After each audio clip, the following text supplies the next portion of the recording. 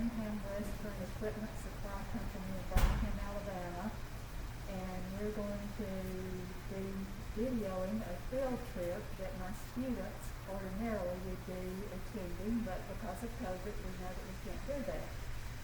So I'm standing here in front of these thermometers that of course we use with ServSafe, and the owner of Bresco is here, George Tobia.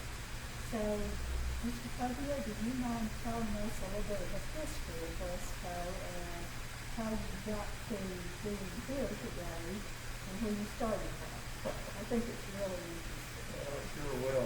Well, nice to see everyone. Bresco started in 1974 with a $2,000 loan from the bank. We started with nothing and a lot of effort and hard work.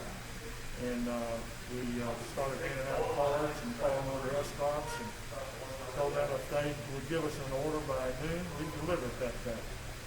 And we'd go buy the product from our competitors because we really weren't set up yet.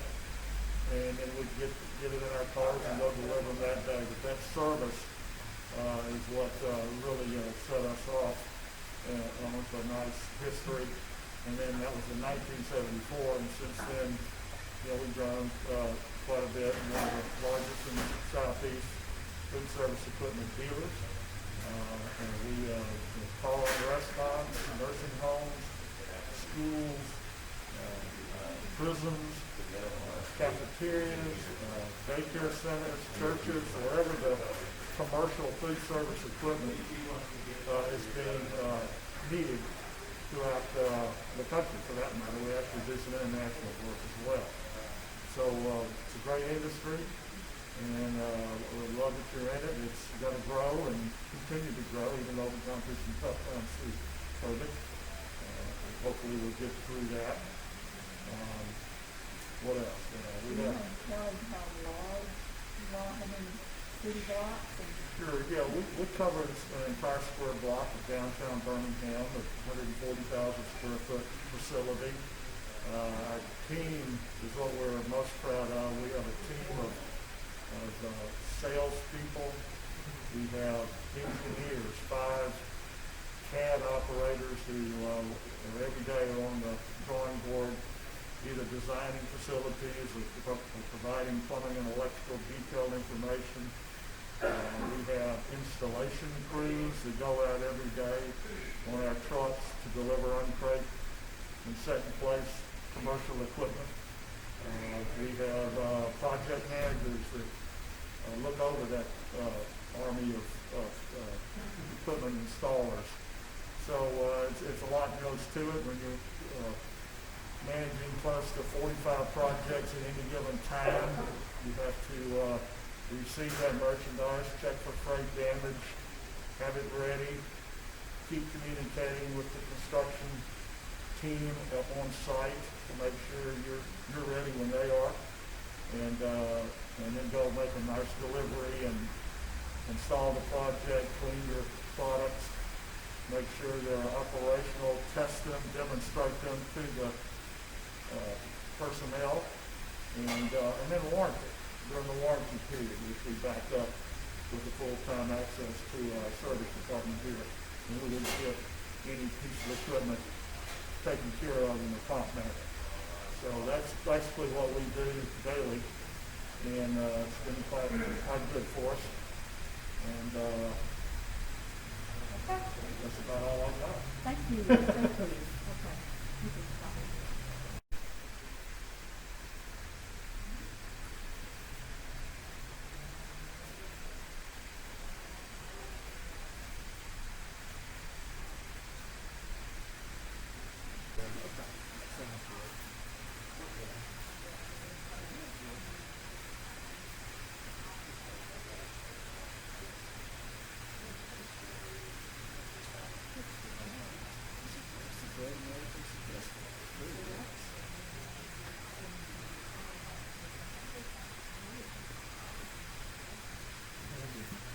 Now then, you have seen a scan of some of the smalls, whether it be pots and pans or thermometers or palms thing. And you've also seen a short scan of some of the larger pieces of equipment. We're going to have, and I'm going to have you introduce yourself. Sure, of Brad, course. and what your function is here at Brisco. He's going to tell us a little bit about the equipment. Hello everyone, I'm Brad Honeybrook of Brisco. I'm a project manager and involved with sales and making sure we get any design build type projects involved with that aspect of it too. George had mentioned our engineering department. We also have some former chefs, current chefs that are on staff, so they're great as far as utilizing their expertise. My side of the business is more along the side of the schools and hospitals, institutional type parts of the business. So that has a lot to do with contracts. So we do a lot of bids. There's a lot of requirements that we have to do through the state, local governments to make sure that we're in compliance. We want to make sure we stay in good stead with, of course, all the municipalities and doing everything we need to do there. It can start with a pre-bid type meeting, making sure that all the parties involved know exactly what the scope of the work is, what part of it is ours, and then with that being spelled out as descriptively as possible, it makes it easier for us to give a good, solid bid to our customer. The more information we have, the better pricing we can get from them. So that, of course, is key. But there's so many different ways that we do our business. Some of it is through chain accounts, through like a Jack's restaurant, that sort of customer where we've had a relationship for years and years. There's also there's so many different ways that we do the business. Assisted living facilities, hospitals, schools, everything else. What I kind of like to talk about now is the differences in some of the kitchen equipment that we offer. The differences, let's just say, and we've got a convection oven right here. The main differences between this, a commercial and a residential one, is going to be the amount of power that you have. We have customers ask us if they should put a commercial piece of equipment in their house, and not necessarily saying this oven versus another, but let's just say a refrigerator or under-counter dishwasher, that sort of thing. Normally the utilities that are required for a commercial oven, a commercial piece are much greater than what you'll get in your house, so your energy bills are going to be a whole lot more. So that's just something that, and also from an insurance perspective, it's just some insurances do not allow you to have commercial equipment, in your house. But what we're talking about here with the convection ovens, the main thing that makes this one different than what you would have in your home is there's a fan in the back, and that's what creates the convective air. So you've got more power coming into it. It's either going to be natural gas, LP gas on the gas side of things, or the correct voltage and phase for an electric heat. The gas ones are going to have a flue in the back, so that's the easiest way to tell the gas versus the electric. The other thing that you'll have in your units is like this one on the gas side. You're going to have an automatic on-off switch in the front, so you can turn that off, making sure that you can do service in the back. If you've got a lineup that's very congested, you're going to want to have access to shut the gas off here versus crawling around to the back of the line and trying to crawl in and disconnect the gas connection. So that makes that easier. Basic controls is normally what we do on the convection ovens. You can get it with more electronics and that sort of thing. It's completely up to the customer as to which way they want to go there. And if you had a gas, for sure you would have to have it on the hood. Correct. Yes, that's a great point. Yes. Basically, hood space is some of the most valuable space that you have in your kitchen. We talk about what makes a piece of equipment, what makes that hood space. The hood is going to be somewhere between 1,000 and 1,500 per linear foot. So you're paying a premium for any space underneath that. So we want to make sure that we maximize that space, and sometimes we will, we'll just make sure that we put as much cooking equipment as we possibly can. And if it's something like a heated cabinet that may not necessarily need to be under the hood, we can put that in another space and then put another piece of, let's say, a tilt skillet, or you've got a range right here, 6-burner range that you can put underneath the hood. That would have to be under the hood. So again, there are kitchen equipment specialists that we have all here at Bresco that can walk you through anything if you're not sure of it. We obviously would love to help anybody in that part. So one difference, and we don't have one here on the floor, but I'll just talk about the different types of ovens that we have. This is just a standard convection oven. There is no water source that's connected to it. There are combination ovens, which we call combi ovens, which utilize steam equipment, which we don't have a steamer on the floor right now either, but a steamer is going to be purely cooking around 212 or above. The water's generated into steam, and it cooks the product without burning. So that's something you're going to use for vegetables, starches, that sort of thing. What a combi is going to do is it's going to take the technology of both and combine that and give you the versatility to do either one in the same cooking cabinet. So that's why we call them combi ovens. They are more expensive. Anytime you have water coming into your cooking cavity, sometimes that's going to have issues with lime buildup and that sort of thing. So you're going to have to make sure you have filters on that to pick water, how hard the water is. So all those things kind of come into play.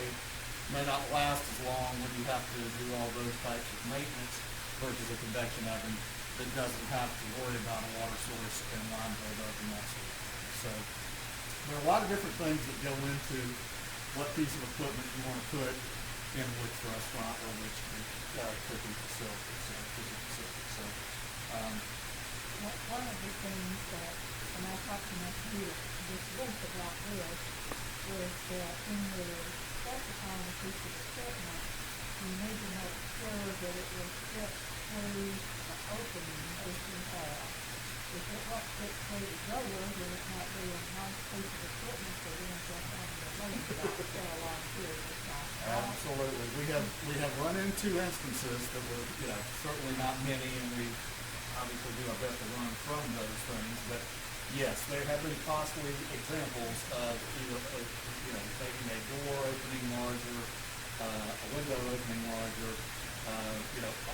The smallest opening that you have between the parking lot and where your piece of equipment is going is, of course, critical. So if it's just a fraction too small, it's still too small. So unless you're going to start taking doors off or something, or broadening an opening, it's very, very important. That is a critical dimension that you need to make sure of. So we are very, very mindful of that and do our best to make install as painless and seamless as possible. So that's a great thing. That's why it's so important to communicate and work together as a team.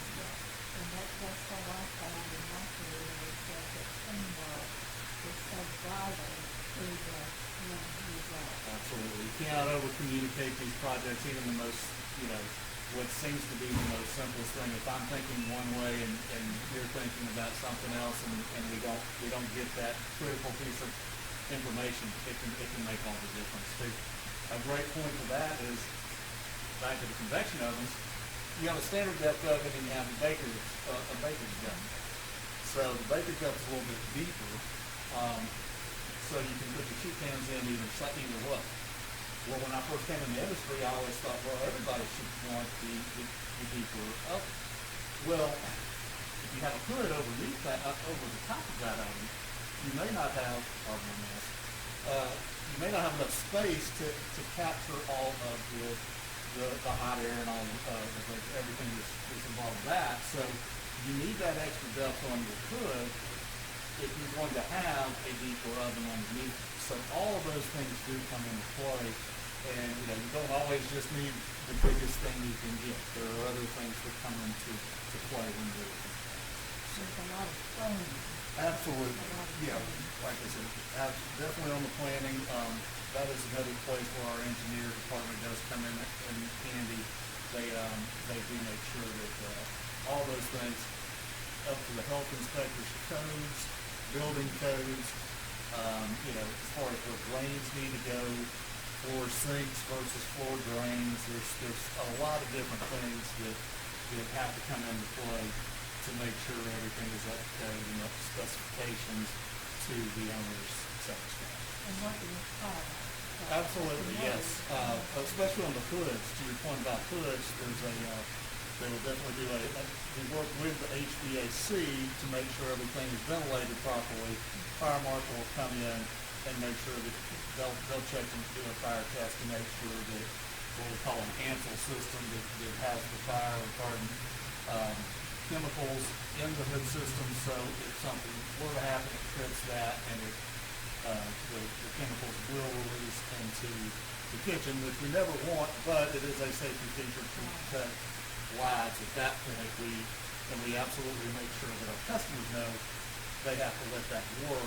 They can't just try to shut it off and defeat the purpose of the whole system in the first place. And, you say that, but under a panic situation, sometimes you just need to be as clear as you possibly can, talking about communication, that they know, and that's part of our demonstration too. We do everything we can to let them know, it's going to be a panic situation. You've got to make sure that you do certain things to look out for, because at the end of the day, we of course want to cook, especially on the school side and institutional side, we want to cook as good a product as we possibly can, but at the end of the day, we've got to keep everybody safe.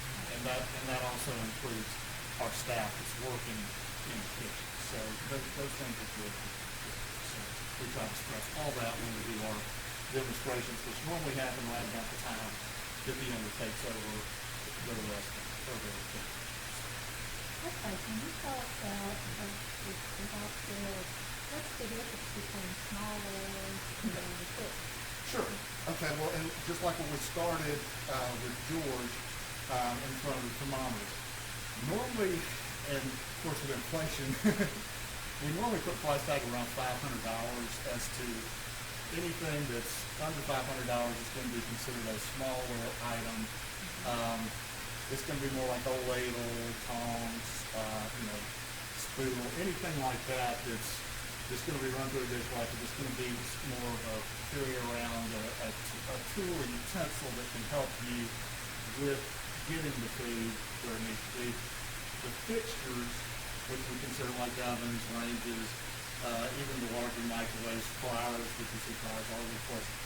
Those are considered more of the larger equipment, commercial kitchen equipment that is more of a big ticket purchase item that's going to get that food, it's going to get you to the process of putting that food on the table, putting it in a serving line where the customer can come in. So that is the big difference there.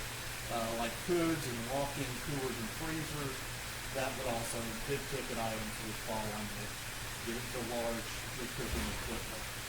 We call 11400 in the building code and big projects. That's all going to fall under that. Okay, so after you have three compartments, your ice machine, dishwasher, that type of thing, of course, the different types of ovens, can you give us an idea of what it's always in the budget, if that's something you have to do, what would be the price ticket item, maybe? Okay, that's a great question, and it really does depend on the project. But we discussed hoods, and we said $1,500, probably even more than that, $1,500 in the foot. We do business with like Auburn just did a poultry processing plant where they had some very good coolers, freezers. That can run close to $750,000 just for the walk-ins. There's huge warehouses, like a Costco or a Walmart or something that needs huge ones. I mean, there's many, many different applications. So that type of custom, huge type of project is going to probably be as expensive as anything that we're gonna do. But big kitchens that have big hoods are a big part of it. Also the utility distribution system, which is the UDS, the kind of, it's sort of like a very complex extension cord that has oil flip and everything. Those can be extremely expensive as well. Big flight type dish machines on large projects for hospitality are obviously a big ticket item. On the smaller, the combi side, the convection ovens can run double stack convection ovens. I'm going to say the high side, not talking about big, extremely inexpensive ones, but they're normally around $15,000 or so for a quality double stack. A combi ovens can run you, $60,000 for a double stack combi oven if you wanted to go that route, even more. So it really does depend on what type of facility you have. It could be that the combi is the most expensive thing that you have in your kitchen. It could be a flight type dish machine. It could be a big walk-in refrigerator. So now, all those things make the kitchen what it is, but normally on a larger job, they'll do 3 or 4 different items in that job that probably the lion's share of the budget when you put it on. Okay. I know at Stanford University, we have a flat-top teaching. Can you give us an idea of just the ballpark figure, if that's what might cost? Now those can run you, they're definitely 6 figures, probably $150,000 to $200,000. And the thing that as far as the piece of machinery itself may not be the entire cost of that. You've gotta have your installers come in, make sure it works, and everything else that goes into that too. So I would say probably in the $150,000 to $200,000, possibly even more than that. So it's been a little while since I did the estimating side of our business, but we still have to stay on the internet being out there. We stay on some things. That's not necessarily an item that you see on the internet every day because it's such a big ticket item, and it's normally within the entire project. So, but that's a ballpark figure. But yes, those are very, very expensive items. So bottom line is, food service equipment is expensive. You have to have it to produce the quality obviously you need. But you also have to take care of it. The maintenance and taking care of it is our emphasize. Absolutely. One thing that we have seen, and this kind of goes across the board. We see not only from the chain restaurants, but of course in our schools. I do a lot of work with the schools, and the amount of care that goes into upkeeping that equipment, sometimes knowing that it might be 20, 30 years before they get a replacement on something, is very impressive to see in our area just how well most equipment is taken care of. It truly is, and they get a lot more use out of their equipment, a lot more life out of their equipment because of that good care. Like I mentioned on the combis, maybe not having the same life expectancy as a convection oven, but if you do have a proper filter system and you do regularly treat that, do line and descale, that sort of thing, same thing with dish machines, it's amazing how much more life you can get out of a piece of equipment when properly cared for. So that's a great thing. Okay. Can you tell me my students are in the process of doing a lot of design work. And one of the things that I've told them is that you have to decide on the minimum part. That's it. Can you tell me why I would say that? Well, there's a few very good reasons why. Because really how you bring in that food, how you bring your product in, and how you put it out, and how you market everything, is so important. Because if you're going to have more of if some of your items are going to be more of a rethermalizing type of situation, you're going to need to make sure you can properly store it. You might need more freezer space. You might need more, you might need pass-through type items and ways to get it prepared properly versus if it's more of a farm-to-table type of restaurant where you may not need freezer space, you may need more refrigeration, you may get more deliveries, so you may need more easier accessibility coming into the back of the house. All of those types of things are going to come into play as to how, how much space do you want to have an open kitchen where everybody can see it? Do you want to have it kind of closed off for other purposes as well? I mean, there's just a lot of different ways that a lot of information that we need in order to figure out the best way to get especially if it's a restaurant, the best way that you can get a market video screen and making sure that you get your point across as to what type of restaurant you are and to connect with your customer base and to really make that restaurant exactly what our end user is looking for. So, but again, it could have to do with like having a glass chiller, it could have to do with, heated cabinets or, all those different pieces of equipment can help you in different ways depending on what your priorities are and what it is that you're looking to do as far as your overall thing, what type of what be it Italian, be it Mexican, whatever that might be in the different ways that we can try to help get that great experience that everybody has. Okay. Can you tell us a little bit about gauges, like thermostat gauge? Okay, gauges. Yes, I'm not the most technical person, full disclosure, but I will say this: the gauge normally has to do with the thickness of the mold of the stainless. So normally 18 gauge, 16 gauge. 16 gauge is probably what we see the most of on work tables and that sort of thing. Some of the more heavy duty, we do see 14 gauge on occasion. It is significantly more expensive. There's also the different grades to stainless 300 versus 400. The 300 is basically, to make sure I'm saying this correctly, there's the less, the magnetism of it has to do with, if you measure it, the 400 stainless is going to be a little bit more magnetic, but that doesn't, it's like the inverse of the corrosion qualities. What keeps it from corroding, you really don't want it to be, because there's manganese and there's different alloys to it. I think it's chromium is the other one that I'm missing. But the more that you have in there, it kind of is inverse. So the more magnetic, the less resistant it may be. And remember, it's stainless, not stain proof.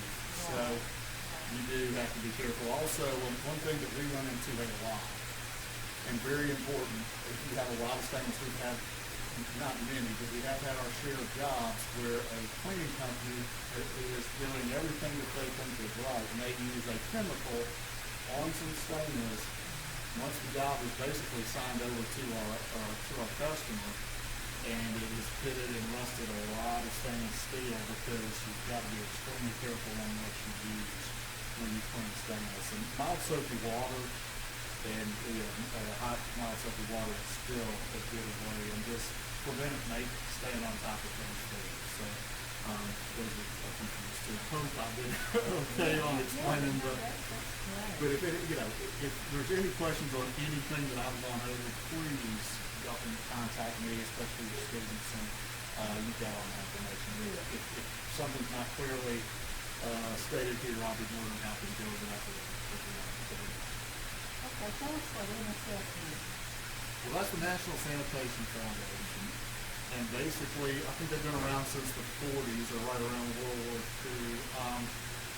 They basically just make sure that everything is running properly, make sure that you're doing everything that, basically the NSF is National Sanitation Foundation, who's been around since World War II roughly, and they just make sure that we do things in the right, proper way. There wasn't a standardized way of telling restaurants and industries how to properly Surfrey and to handle that. So they stepped in and basically made a standardized way of keeping up and making sure that we do things in a healthy manner and working in conjunction with health inspectors. So, How much lead time, let's just say that, and I've done a lot of renovation of kitchens, and started from kitchens, so how much lead time, if I'm going to start school in August, when should the equipment be purchased? well, that, The amount of lead time? Everybody in the United States is ordering. well, and that's the thing too. And you know, that's one thing we have to try to remind folks. Personally, and there are some school systems that do this, but a lot of school systems, and it's human nature. You know, everybody's just how we read about it in school. But what if there's a hiccup along the way? We see a lot of bids come out right around spring break, and then they wind up wanting to be complete. We're talking about renovations here. We're not talking about new construction. No. They want to be complete before school starts the next school year, which is completely fine. But when you have, like you're talking about, the entire country on a similar schedule, it creates a lot of chaos. So we try to recommend if it's not an emergency purchase, and if you have time to plan it out, if you know you have your budget, a lot of different things have to happen, but we try to maybe get it started a little bit sooner, maybe around now or even, December, the year prior, and get that ball in motion, go ahead and have your bid around the first part of February versus right around spring break. And then you could maybe have a deadline of having it completed by just after the 4th of July or the middle of July. So then you have time to look it over, really review the project and work on punch list items before everybody's back in school the first few weeks of August, depending on where you're going. And it just, takes a little bit of the pressure off. And it's really planning. Exactly. It's all about the planning. It truly is. So, because there's just a lot of different steps, and you really can't, you can't jump over any of the steps. So that pipeline, sometimes the factories are not quite as slammed, so where it might take 4 to 6 weeks, sometimes during the year it might take 2 to 3 for a similar type of product. It's just a different piece of equipment, but the rest of it's still gotta, you gotta go through all those steps. You can't rush through the bid process. You gotta have a pre-bid. You gotta have time for them to see that, the sales spec has to be out a certain amount of time. School board has their meetings, and you don't rush that. So all those things are, kind of fixed things that you really can't rush through. You can't jump into those steps. Okay, now you did mention, I have talked about this a lot, new construction. So if I'm going to, let's just say that we're in my school system, and we talk about school system because that's where my knowledge Sure. comes from, that we're going to be opening a new school in August or September of 2022. Okay. So how long does it take to do all of that planning? We better get going right away. Or has it already been going for about a year? Okay, if you've been going for about a year, it's probably a good time for, the thing is that a lot, from the architect's perspective, they're normally going to have a consultant involved with it very early on, so, and we have 2 service consultants, just, so we try to work very closely with them in conjunction with what they try to do, and, these jobs, when they're awarded to a general contractor, we're normally involved when those awards happen, so we can kind of get going. From a timing perspective, normally the kitchen equipment is some of the last pieces of equipment, some of the last things to go into a job, simply because you want to try and keep it as pristine machinery as possible. So, and if you put, and it's just human nature, but if I put a convection oven here and I've got a hood right above it, and you've got electricians and HVAC guys tying in, well, it's real easy to use that instead of a ladder. So, all we try to do is keep keep that in the best condition we can. So we're normally gonna be more towards the end of a project. So if there's some, let's say it's in August of 2022 to your point, you know, we're gonna start bringing in the big stuff, and also like the hoods and that sort of stuff, we're gonna have to coordinate with the HVAC guys, with our mechanical engineers, all that, because the timing is so important. We'll say, on a tilt skillet, they may not need the tilt skillet right away, but they are gonna need that floor trough that they're gonna use to come out and that sort of thing. So, you know, for any plumbing things, we're gonna have to coordinate with the plumbers, and all this coordination and all this communication goes through the general contractor. There's a way that all this works, and there's normally a lot of meetings along the way too, construction meetings, maybe every week, maybe every 2 weeks. It's completely based on how big the project is, and you know, and how much, and what the general contractor says, what the contract calls for, and again, we wanna make sure, and the consultant does too, they wanna make sure that the end user is happy as he can be with the design. And, you know, once that ball starts to move, there are certain things that, are more difficult. Okay. But truly, they're, you know, our job is just to try to make we fulfill the contract, but we also want to make sure we give y'all every bit of information and are comfortable with the kitchen as best as possible. And when I do demonstrations, I don't come in to teach anybody how to cook. They know how to cook, they know what to do. What we try to do is teach them about some of the new pieces of equipment they may have and how to orchestrate that new, it's like a symphony kind of thing, how to orchestrate your new kitchen to the best of your ability to cook the best food out of the kitchen possible. So those are the types of things that I concern myself with. If there are any questions on a new piece of equipment or a new feature that the piece of equipment has, of course, we're going to talk that through too, but like the convection oven, there may not be a whole lot new with that particular convection oven, but you may have a new combi oven right next to it, and what do I cook in the combi versus what do I cook in the convection oven, and how do I, or, I'm used to cooking in a convection oven, now I'm only cooking certain things in the combi. What are the differences in how that cooks? What type of quality can I expect in one versus the other, and those things.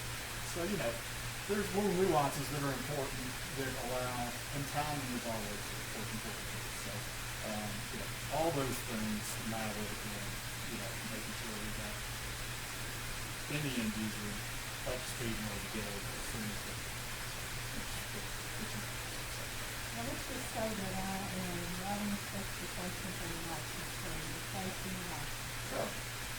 One of the things that I think sometimes people don't understand when they're writing specifications for bid is that they need to be sure that they include delivering and packing, setting it in place. Sure.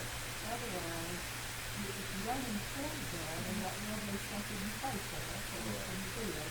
But if you don't do that, you can't just assume that the person bidding on your invitation to bid understands that that's what you want. You have to be very specific about that. Otherwise, you end up with piece of equipment being dropped on your loading dock, and then you have to take care of it.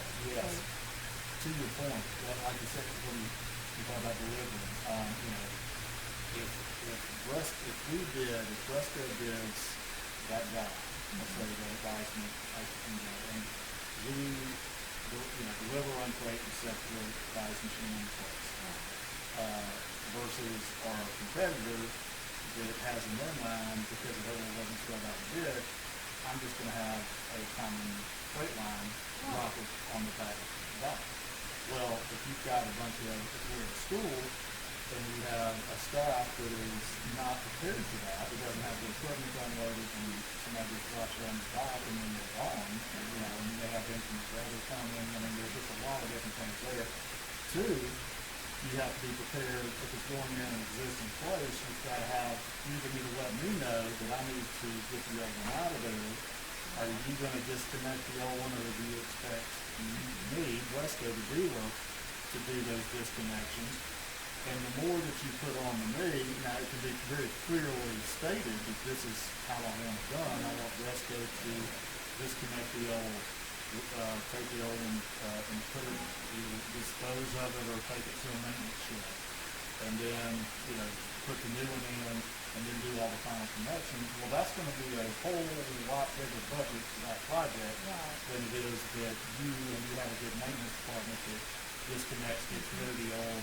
All I do is come in, set up the new, and then your maintenance department comes in and runs the lines and you're all set. So, puts a filter on and all that. So, all that being said, there's a lot of different ways that things can go, that you don't get the job that you want when it's not clearly done. And that, just like you mentioned, the scope of work is as important of a thing. Obviously quality and timing and everything else, but scope of work is extremely, extremely important in what we need in order to do the job that you Right, right. Okay, is there anything else you'd like to tell our Sanford students? I know that we have, in the past, we've actually been to this physically on the field trip, and I appreciate you taking the time Oh, of course. to allow us to do this. So, Well, it's great. It's always great to talk to any students that are looking into coming into this industry. But my daughter's actually going to be going to Sanford in the fall. I do have my Sanford shirt on right now because we're just super excited about that. So it's a school she's wanted to go to for a very long time, and we're just extremely excited that she's going to get that opportunity and also be close to home since she's the only one we've got. Yeah. So I don't think we'll see her very much, but at least we'll think she's close to home. Oh, she's gonna get to go play softball for Coach Manny Burford, and we are super excited about that. Go Bulldogs, and we could not be happier. So, and I cannot thank you enough for all your support and everything that you have done working with me throughout the years. So thank you. There's most things in life. Okay. And thank you all very much for your time today. And if you need anything at all, we're here for you, and we can do that. Okay, thank you so much, Claire.